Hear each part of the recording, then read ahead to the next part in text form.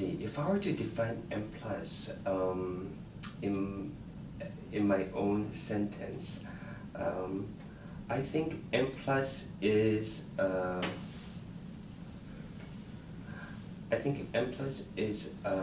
great experiment.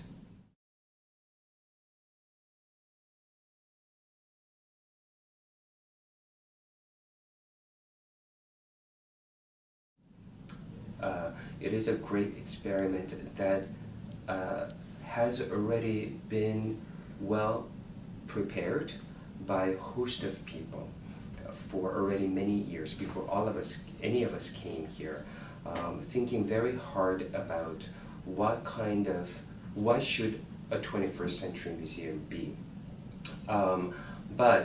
And there are a lot of expectations and a lot of accountabilities, of course, that we have on our shoulder, because this is a very big government initiated project with a lot of taxpayers' money.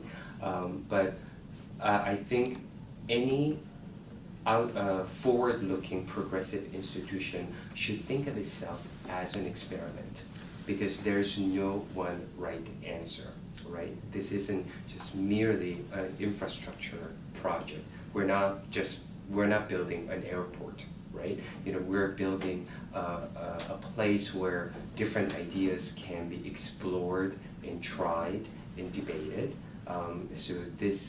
We have to think of it as an experimental project, which will constantly revise its position and evolve organically and breathe constantly.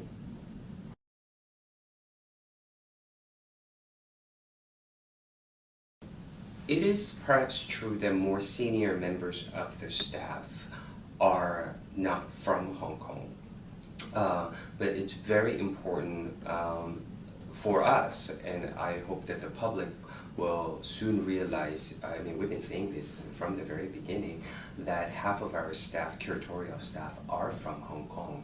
They happen to be more junior, and they perhaps are not put in front of the press or the camera as much as other senior curatorial staff may, because that's why people don't realize that a large part of our staff is already local. And of course, people can criticize that. Then why doesn't M+ give more local curatorial talents, more senior positions, so that they become more visible? But I think of this as just the natural part of an institution growing. If there haven't been enough institutions, museums, and institutions of visual art or visual culture here, then how can people be trained well enough to take on the senior position? And we all understand this very well.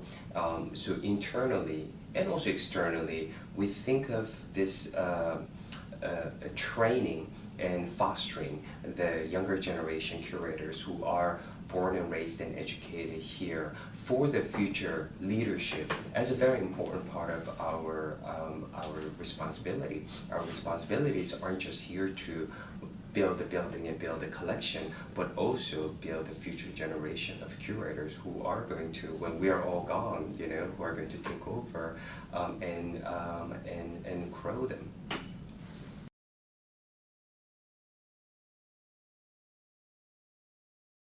What is really important for, in my mind, a curator, especially a museum-based curator, to be aware of is your local context and dynamics, right? Because this is a very large city, right? People behave and operate in a certain way, and I think people have very active cultural lives. It's just that there's this tendency that when people talk about culture, they think of culture as merely high culture. But culture it can be understood in so many different ways. Going to the movies is culture. Going to the racetrack is part of cultural activities. So Hong Kong, I think, has a very rich cultural heritage, not just heritage traditionally, but also in everyday life. So what is the relationship between art and people and place? Let me change that a little bit to visual culture and people and place. I would say that they have just natural relationship of coexistence. Any place that is as complicated and multi-layered and historical as Hong Kong will have people of various characters and interests and whatnot, and they create very rich kind of visual culture. So what a museum should do is to define it in a very specific way, and then pinpoint how we can tell the relationship between these places.